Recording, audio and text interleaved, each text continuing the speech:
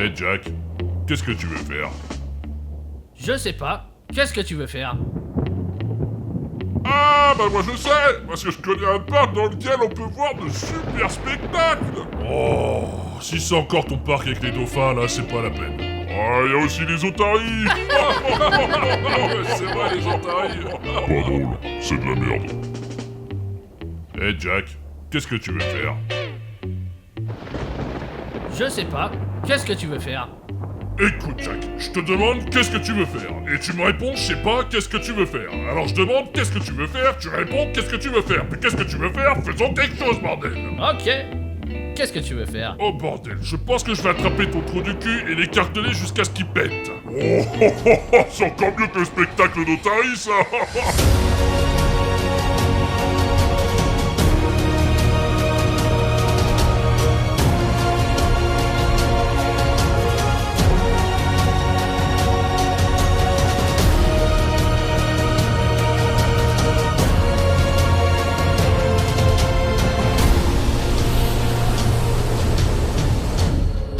Aujourd'hui les petits potes, on se retrouve du côté de Bruges en Belgique pour parler de Boudewijn Sea Park. Ah bah écoutez, c'est les fêtes de Noël, je me suis donc dit que j'allais vous gâter, et pour ce faire, pourquoi ne pas rendre un vif hommage tous ensemble au roi Baudouin. Rien à voir avec Noël, ok. Ça faisait un moment qu'on n'avait pas visité un petit parc d'attractions qui ne comporterait pas au moins 10 montagnes russes, donc je me suis dit qu'on allait profiter d'un séjour à Bruges pour visiter Boudewijn et voir ce que le parc avait dans le ventre. Un parc qui est à la fois un parc d'attractions et un parc animalier. Et puis je ne vois pas quelle ombre on pourrait avoir au tableau, hein. Je ne vois pas du tout.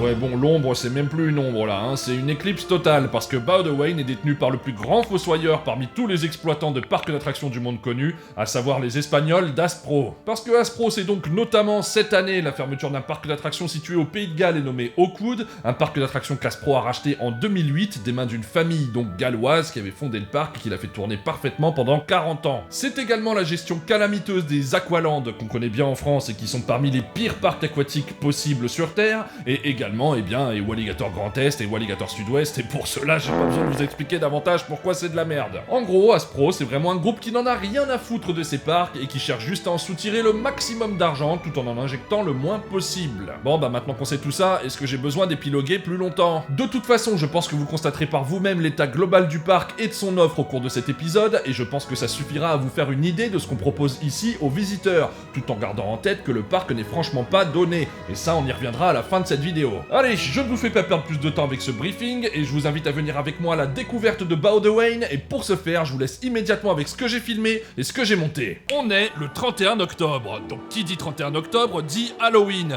et tant qu'à aller se faire peur, autant le faire dans un parc qui fait vraiment peur, et ce, sans artifice. Et pour ce faire, quoi de mieux que d'aller visiter un parc détenu et opéré par Aspro, je vous le demande. Aujourd'hui, la réjouissance se tiendra du côté de la Belgique, à quelques kilomètres du magnifique centre-ville de Bruges, dans un parc qui s'érige au milieu d'un quartier pavillonnaire, j'ai nommé Boudewijn Sea Park. Le parc est notamment connu du fait qu'il possède le seul delphinarium de Belgique, et par extension, l'un des derniers d'Europe. D'ailleurs, le gouvernement flamand a décidé que le delphinarium devait fermer d'ici 2037, en partie parce que, je cite, la captivité de dauphins utilisés à des fins commerciales est jugée non justifiable au regard du bien-être d'animaux intelligents et sensibles. Un parc donc un peu dans la tourmente, d'autant que celui-ci est détenu depuis plus de 20 ans maintenant par le groupe espagnol Aspro, un groupe qui place chacun de ses parcs d'attractions en soins palliatifs en les laissant mourir à petit feu jusqu'à ce qu'ils ne rapportent plus suffisamment d'argent et que le groupe décide de les euthanasier. Coucou au coude. De fait, c'est vraiment pour la culture qu'on se rend à Boudewijn, histoire de dire que c'est un parc qu'on a visité. On n'y va pas vraiment dans l'optique d'y passer une bonne journée, si vous voyez ce que je veux dire, même si on ne demande qu'à être surpris. Après, ne vous en faites pas, le tour du parc, ça va être vite fait, étant donné que Boudewijn ne propose que 14 attractions mécaniques, dont un coaster que nous allons essayer de ce pas. Situé juste à côté du carrousel local, nous tomberons nez à nez avec Orca Ride, la première attraction que vous croiserez en progressant au sein du parc. Il s'agit donc d'un Tivoli New pondu par nos amis allemands de Zierer, un coaster ouvert en l'an 2000 qui est issu d'une des itérations les moins répandues du modèle Tivoli, aussi parce qu'il s'agit de la plus grande de la bande. Eh oui, parce que si un Tivoli large tape dans les 8 mètres de hauteur, sachez que les Tivoli New grimpent quant à eux à 12 mètres de hauteur. Pour se doter d'une excellente mémoire, vous aurez remarqué qu'il s'agit d'une variante à laquelle nous avons déjà pu nous frotter. Et oui, parce que les Tivoli New, il y en a 3 dans le monde, à savoir un à Adventure Island en Angleterre, un que vous avez devant les yeux donc en Belgique, et un autre à Bayern Park en Allemagne, sobrement nommé Achterbahn. Oui, je dis sobrement parce que Achterbahn, ça signifie grand 8 en allemand. Première chose qui frappe ici, c'est la taille absolument immense du train, qui fait à peu de choses près la longueur du lift. Un train disposant donc de 19 véhicules pour une capacité totale de 38 passagers. D'ailleurs, la tête du train a déjà bien progressé dans le lift que la queue de celui-ci est encore en train de traverser la station. C'est vous dire la longueur du bordel. Autre chose qui frappe aussi, c'est combien ce ride qui fête cette année ses 25 ans peut sembler fatigué. Que ce soit au niveau de l'état global des quelques éléments de décor, de la peinture qui s'écaille sur les trains, ou bien de la salissure des supports, on sent vraiment que c'est une machine qui manque franchement d'entretien et qui baigne dans un laisser-aller un peu mortifère qui donne tout de suite une mauvaise image du site. Parce qu'un petit ride aussi modeste soit-il, mais bien entretenu, sur un terrain témoignant d'un effort paysager et avec des décors et des installations sur lesquels on vient régulièrement donner un petit coup de pinceau, ça vous coûte pas grand-chose et ça vous donne de suite une bien meilleure image d'un parc, surtout quand c'est l'une des premières choses qu'on voit en effectuant nos premiers pas à l'intérieur. Non mais franchement, relevez-le ce putain de pingouin, ça va pas vous demander un effort diabolique et ça fera déjà moins triste. Bon après, pingouin debout ou pas, ça va être difficile pour moi de vous faire l'éloge d'un Tivoli parce que c'est vraiment des rides familiaux, datés et sans grand intérêt comme on n'en fait plus. C'est un ride qui donne plus l'impression d'avoir foutu ses fesses dans un caddie de supermarché que dans un train de coaster. Un ride à l'inconfort notable et ne prodiguant pas de sensations particulièrement agréables. Y a rien de bien mémorable somme toute. Le parcours s'étire grandement du fait notamment des amples virages qu'il nous donne à négocier, des virages prenant la forme d'hélices qui permettent de gérer la vitesse de sorte que le circuit puisse s'étendre sur un maximum de mètres linéaires. La moindre petite accélération fait ici que le ride secoue comme une cagette et le moindre jet latéral nous envoie valdinguer dans notre véhicule avec un petit à-coup qui amène au fait qu'on travaille un maximum le gainage pour rester en place et pour ne pas se faire brinque-baller pendant tout le parcours. Pour ne rien gâcher au plaisir, le ride s'effectue sur 2 tours consécutifs histoire qu'on puisse profiter davantage de notre plus sain obtenu dans la douleur. Une douleur parce que ça implique qu'on visite Bao de Wayne et ensuite parce que le parc est littéralement très cher et en plus il ne dispose que d'un seul et unique coaster. Et quel coaster!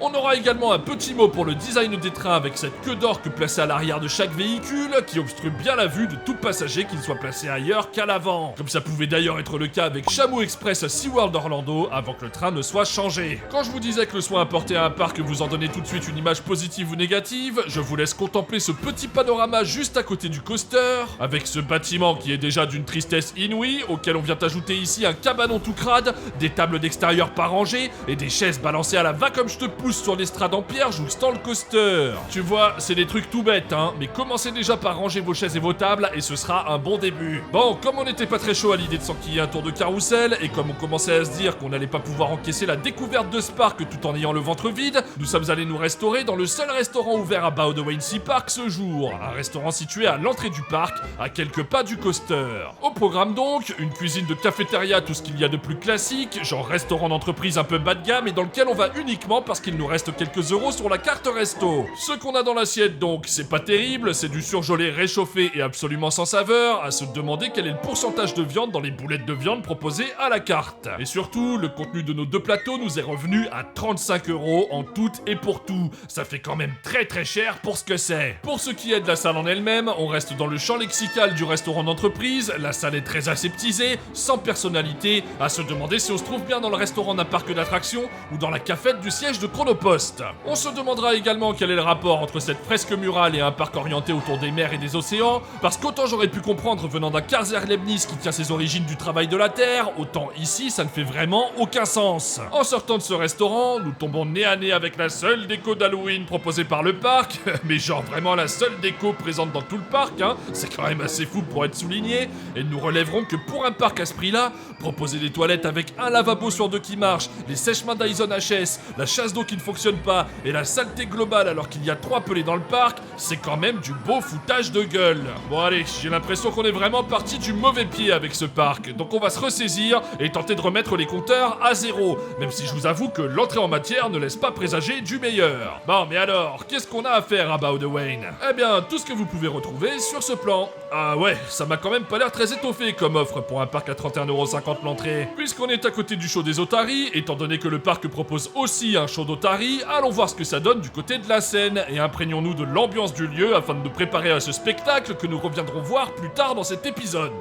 Ah bah ouais, je vous gâte, hein. Bon, progressons donc un peu dans le parc, où nous croiserons d'abord Old Timers, des tacos signés des Espagnols de Robles Buzo Attracciones, des tacos qui ne pourront pas passer le contrôle technique au vu du phare manquant à l'avant du véhicule. Et comme nous, on est très à cheval sur la sécurité, on n'embarquera pas à bord de tacos qui ne passent pas le contrôle technique. C'est une affaire de principe. En parlant de contrôle technique, nous tombons nez à nez avec cette installation qui ne nous évoque pas grand chose de loin, mais qui de près s'avère être une fontaine, qui manifestement n'a pas vu d'eau depuis un bon petit bout de temps. C'est fou, hein, mais j'en serais presque à avoir de la peine pour une fontaine. Ce parc me fait ressentir des émotions vraiment étonnantes. Nous en arrivons maintenant à la zone DreamWorks de Bao de Wayne, avec ici une reproduction des marécages de Shrek, retranscrit fidèlement par les équipes créatives du parc. Ah non, on me dit dans l'oreillette qu'il s'agit simplement de l'étang des pélicans qui semble envahi par une espèce d'algue donnant cet aspect de purée de pois cassés à cet étang dans lequel les pélicans doivent vraiment prendre un plaisir fou à s'aventurer. Ah ouais, non, y a pas à dire, ça fait vraiment rêver. Et le premier truc qui me vient à l'esprit ici, c'est que si je devais finir par me réincarner en quelque chose, ce serait en pélican de Bao de Wayne Sea Park. Mais avant que mes jours ne prennent fin et que j'en vienne à me réincarner en pélican, il est encore temps pour moi de me jeter des tours de bateau pirate jusqu'à plus soif. Et si on part du principe qu'un tour de bateau pirate dure 2 minutes, qu'on laisse 1 minute de battement entre 2 tours, et que j'embarque dès maintenant dans ce bateau pirate pour en enchaîner les tours pendant la 50aine d'années qu'il me reste à vivre, ça me donne la possibilité de m'enchaîner environ 8,76 millions de tours jusqu'à ce que je me réincarne en pélican. Ah bah ouais, c'est un parc qui ne nous évoque tellement rien qu'on en vient à se lancer dans ce genre de calcul débile pour camoufler le fait qu'on n'a pas grand chose à en dire. Bon, le bateau pirate est assez joliment intégré dans la végétation, c'est déjà ça, même si on voit pas trop ce que vient foutre un bateau pirate au milieu des pots de fleurs. Allez, pas de tour de wave swinger pour nous, un flat comptant pourtant parmi les attractions les plus sensationnelles du parc, donc poursuivons notre chemin en s'enfonçant davantage dans Bao de Wayne. Et grand bien nous en a pris, parce qu'alors là c'est pareil, on va avoir l'embarras du choix, avec des attractions qui donnent juste la sensation d'avoir été posées à côté de la place du marché du village du coin. La première attraction, somme toute raccord avec le thème du parc, c'est Dolphy Swing, un petit jet probablement italien sur lequel on a décidé de ne pas s'éterniser, me demandez pas pourquoi, et c'est ensuite un vieux roundabout qui n'est pour le coup pas du tout raccord avec le thème du parc, proposant un ensemble sans queue ni tête, avec des voitures de course, des calèches tirées par des chevreuils, une voiture maquillée comme une pute de Boulogne, et un élément central prenant la forme d'un crayon de papier. Allez chercher à comprendre, moi ça fait un moment que j'ai débranché le cerveau. Pareil, on n'aura pas jeté notre dévolu sur cette drop tower italienne signée Mother Rides et nommée Spring Ride, parce que ça s'appelle Spring Ride et qu'on est en automne. Donc nous est venue la conclusion que c'était vraiment pas la saison pour monter sur cette attraction. Pour faire une petite pause avec les attractions mécaniques, parce que là je sens que vous avez besoin de faire une pause, lançons-nous à la découverte de Bobo's Mini Farm. Bobo ne faisant pas référence à nos amis parisiens du 11e arrondissement, mais à une otarie, même si c'est vrai que la différence est minime. Dans la mini-ferme de Bobo l'Otarie, nous trouverons des alpagas, parce que pourquoi pas, et parce que de toute façon, venant d'un parc thématisé autour de la mer et qui se nomme Bao de Wayne Sea Park, je vois pas ce qu'on aurait pu trouver de mieux que des alpagas. Bon, les alpagas c'est bien mignon, mais nous ce qu'on aime c'est des attractions. Alors fin de la pause, ne perdons pas plus de temps en palabres, et allons voir ce qui se passe du côté de ce Rockin' Tug signé Zamperla et nommé Hurricane. Eh bien, sachez qu'il ne se passe pas grand chose du côté de ce Hurricane. En même temps, c'est un Rockin' Tug, c'est pas style vengeance, un Rockin' Tug qui a quand même pour lui de posséder une petite théma avec ce bateau échoué, ce qui est quand même à mettre au crédit de cette attraction sur laquelle nous ne serons évidemment pas aventurés. Allez, poursuivons vers la zone la plus reculée du parc, même si parler de zone est un bien grand mot à Bao de Wayne étant donné qu'il n'y en a pour ainsi dire quasiment pas,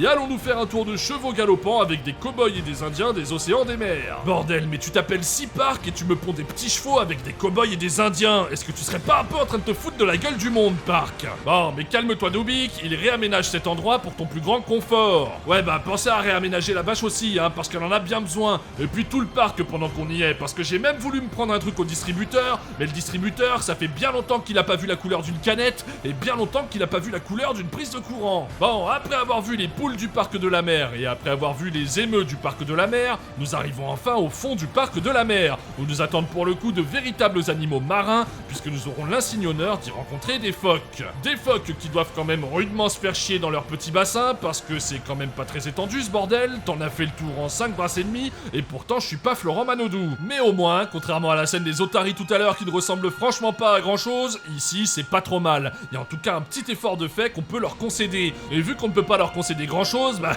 autant le faire avec ça. Comme d'habitude avec ce genre d'enclos, vous pourrez apercevoir les animaux nager à travers des parois en verre acrylique placées le long du bassin, l'eau étant tout de même un peu trop trouble pour espérer les voir se mouvoir. Bon, mais les phoques, on y reviendra juste après, parce que qui dit présence de phoques dit également spectacle de phoques, comme ça peut être le cas avec les dauphins et les otaries. En attendant, on vous laisse prendre un café, mais impossible d'acheter quelconque boisson si ce n'est dans le restaurant à l'entrée du parc, parce que partout ailleurs, tout est fermé. On se demande alors pourquoi ils ont sorti les tables et les chaises sur la terrasse, parce que de fait, ça n'a pas vraiment d'intérêt. Enfin si, l'intérêt réside seulement dans le fait de pouvoir surveiller vos petites têtes blondes dans l'aire de jeu d'à côté, mais tant qu'à faire, c'est toujours plus agréable de surveiller ces mômes avec une petite cervoise. Dans ce coin reculé du parc, nous trouverons donc deux attractions, avec en premier lieu ce Dingy Water Slide pondu par les Allemands de Van Engdom et répondant au doux nom de Waterleibahn.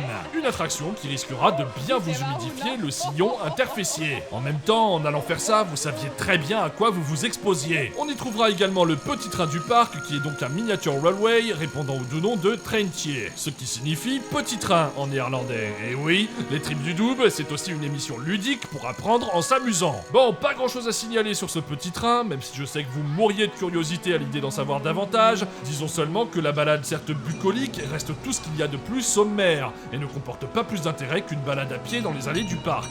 Constatant que les poubelles ont bien évidemment été thématisées à l'image du parc, et convenablement dissimulées dans des habitacles situés le long des allées, j'entends par là qu'elles n'ont pas du tout été disposées juste à côté d'un banc pour ne pas du tout donner envie de s'y installer, nous ne nous serons pas adonnés à une partie de mini-golf. Déjà parce que depuis notre visite de Nickelodeon Universe, je fuis autant que possible tout plateau de mini-golf comme un vétéran du Vietnam fuirait tout voyage organisé à Hanoï. Ensuite parce que l'heure d'un événement très important de notre journée approchait à grands pas et qu'il était hors de question pour nous de rater ça. On s'en serait franchement voulu. Et cet événement, c'est donc le fameux spectacle de phoque, un animal qui n'est pas du tout réduit au statut de clown comme ça peut être le cas pour sa cousine l'Otari, et un spectacle qui n'en est pas vraiment un, dans le sens où il n'y a rien de spectaculaire. L'idée étant de nous en apprendre davantage sur le phoque, de sa morphologie à son alimentation, en passant par toutes sortes d'informations figurant dans un bouquin de SVT. D'ailleurs, vous serez sûrement ravis d'apprendre que le mot phoque vient du latin phoca et du grec phoké, qui signifie veau marin.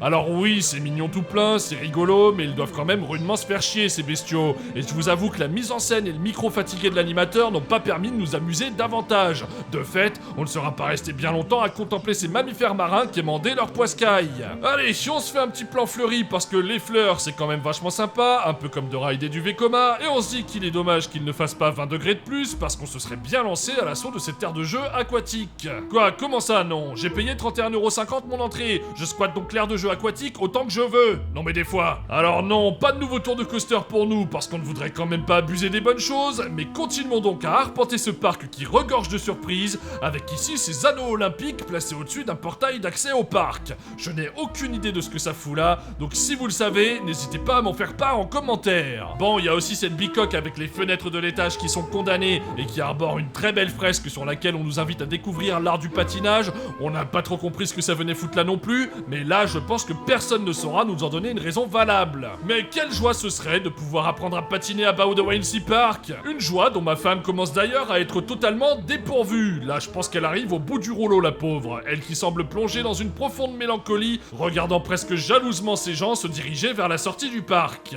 Hello, darkness, my old friend. I've come to talk with you again.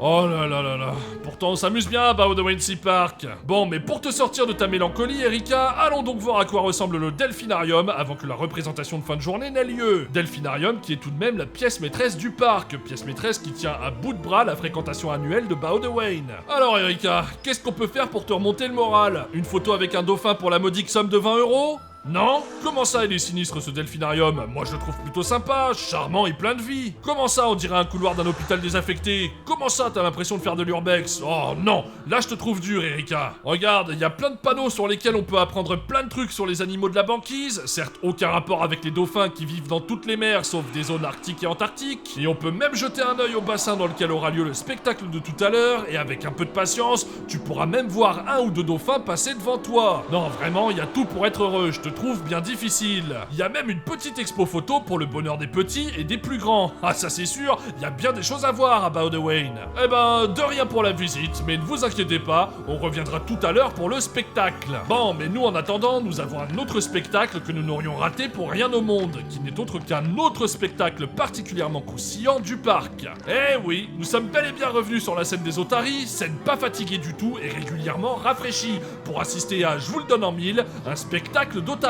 Mais si, vous savez, les fameux petits clowns des parcs proposant des spectacles avec des animaux. Parce que oui, les otaries ne font pas que manger du poisson, elles obéissent au doigt et à l'œil, font des cabrioles, arrosent des dresseurs et font plein de trucs rigolos. Non, vraiment, de vrais petits clowns. Du coup, profitons-en pour proposer aux spectateurs un spectacle sans intérêt aucun, un peu lourdeau et à peine drôle, tout juste valable pour faire rigoler un enfant de 4 ans. Bon, tu me diras, l'enfant de 4 ans, c'est la cible. Mais c'est quand même dommage de délaisser la clientèle qui paie pour emmener l'enfant de 4 ans voir le spectacle d'otaries. Donc de délaisser la clientèle qui a la main sur le porte-monnaie. Et puis, de toutes les démonstrations un peu ludiques qu'ils peuvent proposer, ils ne font que des mauvais choix. Ici, par exemple, ils vont demander au public de retenir sa respiration pour comparer sa capacité d'apnée à celle d'une otarie. Sauf que l'otarie ne va rester sous l'eau qu'une quinzaine de secondes, donc à moins que vous soyez un asthmatique sévèrement atteint, cette démonstration n'a absolument pas lieu d'être, parce que tout le monde peut le faire, hein. Et puis à côté de ça, faire rester une otarie 3 minutes sous l'eau, c'est super, mais on se ferait un peu chier, quoi. Sachant que pour votre gouverne, une otarie peut tenir 1 heure sous l'eau. Donc visuellement, c'est nul, y a rien de ludique, et à la limite, laissez-les juste faire des cabrioles, c'est ce que les gens préfèrent, et c'est ce qui génère le plus d'applaudissements. Et puis il y aura toujours l'aspect impressionnant de se dire qu'ils arrivent à faire des trucs assez fous à des animaux sauvages, quand toi tu galères à dresser correctement ton chien pour qu'il revienne à tes pieds quand tu l'appelles en promenade. Ah bah oui, il nous faut pas grand chose, hein, je vous l'accorde. Bon, ici, on a droit à tous les poncifs de ce genre de spectacle, à savoir la pauvre otarie effectuant machinalement l'ordre qu'on lui donne pour obtenir son bout de poisson, à l'instar des phoques et des dauphins, quoi. C'est des spectacles comme on n'en fait plus, en tout cas ça n'existe quasiment plus en Occident, et c'est finalement pas plus mal. Donc on passera sur l'intérêt global du truc assez limité, particulièrement daté, un spectacle qui est assez court montre en main, mais qui s'avère bien trop long en termes de ressenti. Ah, et puis après la photo à 20 balles avec le dauphin, vous pouvez également faire une photo à 10 balles avec l'otarie. On pourrait se dire que c'est une prestation qui n'intéresse personne, eh bien si. Et figurez-vous qu'il y avait même la queue pour que vous puissiez vous-même prendre une photo floue de votre bambin avec l'otarie. Ils sont trop forts chez Aspro. Toujours pas de nouveau tour d'Orca de Dubik? Non, ça va, comme je vous l'ai dit, pas trop d'émotions à la fois. J'ai pas envie de risquer un infarctus. Bon, pour y aller d'une note un peu plus positive, allons voir ce qui se cache dans le bâtiment foncièrement dégueulasse qu'on avait aperçu à côté du coaster local au début de notre visite. Pour accéder à ce bâtiment, nous passerons par l'entrée du restaurant que nous traverserons afin de découvrir une zone indoor toute neuve, inaugurée en juin 2025, portant le nom de Sea Dreams. Oui, comme l'un des cinémas présents non loin du Delphinarium qui semble effectivement abandonné, en tout cas ça n'a pas l'air de respirer la vie cette affaire. Cette zone indoor était à mon sens assez indispensable au parc, qui est, faut-il le rappeler, situé sur la commune de Bruges, donc en Belgique, non loin de la mer, une zone particulièrement humide et pluvieuse. Donc pouvoir proposer une zone couverte à ses visiteurs, c'est aussi s'assurer d'avoir un argument à leur donner pour que ceux-ci se déplacent quand même sur le parc en cas de journée pluvieuse. C'est d'ailleurs ce qu'a tout à fait compris Toverland aux Pays-Bas, qui a commencé avec une zone indoor, et ce qu'a compris Studio 100 avec sa tripotée de parcs Plopsa Indoor. Ici, vous trouverez donc une zone de 2000 m², une zone comportant 15 toboggans, des parcours suspendus autour de la zone, des trampolines, des piscines à balles, tout ce qu'il faut pour satisfaire les jeunes bambins en somme. Le revers de la médaille de ce genre de zone couverte dédiée aux enfants, c'est le bruit que cela génère à l'intérieur. Parce que les gosses, ça piaille, ça crie, ça vit quoi, donc forcément ça fait beaucoup de bruit. Donc c'est pas du tout une zone dans laquelle on viendra pour se détendre. Ils ont bien prévu une salle séparée pour que les adultes puissent, je cite, travailler ou lire un livre, mais pas sûr que ce soit ni le lieu ni l'endroit, et pas sûr que beaucoup de parents acceptent de laisser leurs gamins sans surveillance. Côté attraction mécanique, la zone en propose deux, à savoir premièrement une Tower Sun Kid sur laquelle les passagers doivent monter jusqu'au sommet en tirant sur une corde, ah bah ça fait les bras oui, et ensuite un Wave Swinger, le deuxième du parc donc, avec celui présent à l'extérieur, celui-ci étant moins aérien que le premier, étant donné que le chapiteau n'effectue aucun mouvement de tangage ni de roulis. Sans crier au génie, la zone est assez mignonne, la déco enfantine fonctionne bien, et on est quand même à des années-lumière du laisser-aller qu'on peut trouver ailleurs dans le parc. Bon allez, dernier show pour nous aujourd'hui, comme ça on les aura tous faits, et c'est donc direction le Delphinarium que ça se passe. Ce show est très clairement le plus attendu par les visiteurs du parc, celui connaissant le plus de succès, à savoir celui des dauphins. Il se situe donc dans cet amphithéâtre tout tristoun que je vous ai présenté tout à l'heure, un amphithéâtre être composé de 1600 places, avec un bassin de 850 mètres carrés, profond de 6 mètres et contenant 3 millions de litres d'eau de mer. La scène, quant à elle, est censée représenter un port de pêche des Caraïbes, mais je vous avoue que le port de pêche des Caraïbes, je suis encore en train de le chercher. Ce spectacle s'intitule Eco Maris et propose en plus des cavalcades de nos amis les dauphins, des projections sur un écran de 320 mètres carrés. Oui, ça commence à faire un bel écran, effectivement. L'idée, c'est encore de faire dans un show ludo-éducatif qui tient à nous en apprendre davantage sur le monde sous-marin et les différents animaux qui peuplent les océans. Donc avec des médias pas exclusivement orientés autour des dauphins. Comme d'habitude avec ce genre de show, on aura droit à une multitude de cabrioles de nos amis les cétacés qui multiplieront les bons hors de l'eau pour satisfaire le public venu en nombre pour applaudir leur performance. De même, on aura droit à des interactions avec les dresseurs qui se montrent un peu moins craintifs que les dresseurs des orques à SeaWorld, on se demande bien pourquoi, et à une quantité exhaustive de petits tours de cirque comme s'il s'agissait d'un concours de dressage de caniches. Et après nous avoir bien divertis en faisant faire la roue aux dauphins, on aura droit à une petite séquence de greenwashing expliquant que c'est pour leur bien-être que les dauphins font des cabrioles devant le public et que ça a d'abord un intérêt éducatif, la captivité ayant d'ailleurs un intérêt pour eux parce que ça permet de contrôler leur santé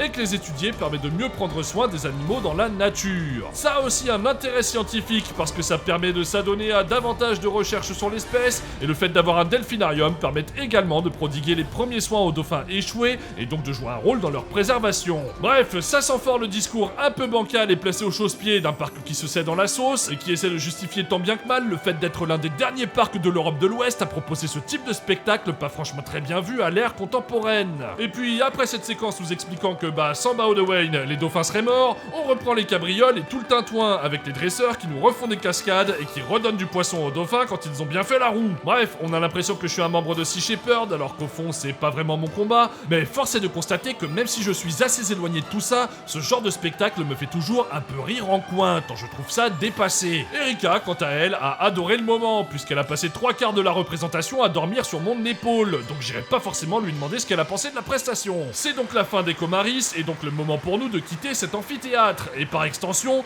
de quitter Bao de Wayne Sea Park, parce que ça y est, on en a fait le tour complet. Un bilan sur le parc, Dubik? Va bien falloir que je m'y colle, ouais. Bao de Wayne Sea Park est un parc paresseux, figé dans les années 90, aussi bien en ce qui concerne son offre en termes d'attractions, que pour ses spectacles utilisant des mammifères marins pour satisfaire un public de moins en moins enclin à apprécier ce genre de prestations. C'est un parc typique des parcs Aspro à la Walligator, c'est-à-dire un parc en soins palliatifs dans lequel on investit à peine ce qu'il faut pour le maintenir en vie et lui tenir la tête hors de l'eau, et qui donne vraiment l'impression d'être en fin de course. Ça manque d'entretien partout, ça manque de vie, ça manque de modernité, de musique dans les allées, d'attractions attractives, tout est très cher, que ce soit le prix de l'entrée, du parking, de la restauration ou du snacking, et il va vraiment falloir songer à rebrander et à revoir le modèle économique entier, car le parc est condamné à moyen terme à se voir privé de son pôle d'attractivité principal, à savoir les spectacles animaliers. Car comme je vous l'ai dit en début de cet épisode, ils ont jusqu'à 2037 pour se mettre en conformité. Ça fait toujours un peu de peine de visiter un parc tenu par Aspro, qui est vraiment un groupe parasitaire qui vampirise ses sites pour en tirer le maximum de profit possible en investissant un minimum d'argent dans ses destinations. Il y a bien eu la zone indoor qui a ouvert cette année ou l'aire de jeu aquatique qui a ouvert récemment, mais ça faisait bien longtemps que le parc n'avait pas reçu de nouveautés de la sorte, nouveautés pourtant nécessaires à sa survie et ici totalement logique afin de pallier aux aléas météo qui sont assez fréquents dans cette région. Bref, c'est vraiment un parc dans lequel il n'y a pas grand chose qui va, qui se visite en un éclair, surtout si vous vous en foutez des spectacles, un parc qui figure parmi les plus médiocres que j'ai pu faire en Europe, et un parc dont Erika m'a dit qu'il était d'un ennui mortel. Je ne peux pas lui donner tort tant c'est un site qui n'a rien à nous proposer qu'une offre galvaudée, pas du tout raccord avec son époque, un parc maltraité par son propriétaire comme tous les parcs de ce groupe, et un parc au sujet duquel il est difficile de ne pas rester consterné. Non, si vous voulez vraiment visiter quelque chose d'intéressant à Bruges, visitez juste Bruges, qui est une ville magnifique qui saura vous combler le temps d'un week-end, une ville qui se place parmi les plus belles d'Europe, et une ville qui saura vous apporter satisfaction, aussi bien d'un point de vue visuel que d'un point de vue gustatif. Bref, si vous allez à Bruges, vous savez ce qu'il vous reste à visiter,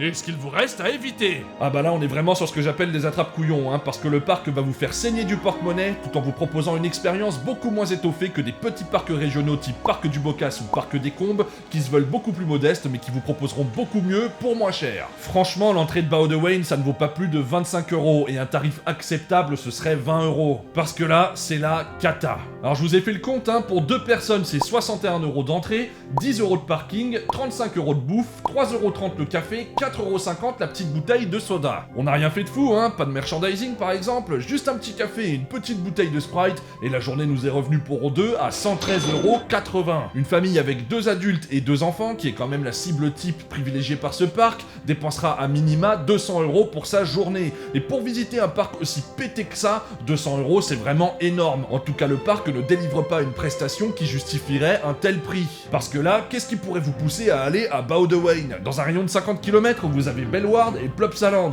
Si vous faites un rayon de 130 km, vous ajoutez Walibi Belgium, Efteling, Bobbejaanland, Duinrell, Drivlit, des parcs qui sont tous infiniment meilleurs et tellement au-dessus de Boudewein qu'on ne le voit même plus à travers le hublot de l'avion. Donc non, que ce soit pour la santé de votre porte-monnaie, pour votre santé mentale ou celle de vos enfants, ne donnez plus un seul euro à Aspro, qui est vraiment un groupe de vampires, un groupe qui n'a absolument pas lieu d'être et qu'on voudrait voir disparaître dans l'industrie des parcs d'attractions, en tout cas tel qu'il gère ses parcs actuellement. C'est absolument catastrophique et cynique au possible. Fuyez ce parc autant que possible, qui n'a donc rien d'autre à vous offrir qu'une dépression bien carabinée. Il est temps pour moi de clôturer cet épisode consacré à Boudewein Sea Park. J'espère évidemment qu'il vous a plu, en tout cas je suis à peu près sûr qu'il vous aura plus plu qu'à la direction d'Aspro, ça c'est certain. Si vous découvrez cette chaîne avec cette vidéo et qu'elle vous a plu, eh bien n'hésitez pas à vous abonner, et pour tout le monde, n'hésitez pas à commenter la vidéo, à la liker, à la partager, ça m'aidera beaucoup et ça me fera grandement plaisir. Dans la prochaine vidéo, les petits potes, on en reviendra à des choses un peu plus sérieuses et nous retournerons aux États-Unis afin de nous attaquer à un nouveau gros morceau,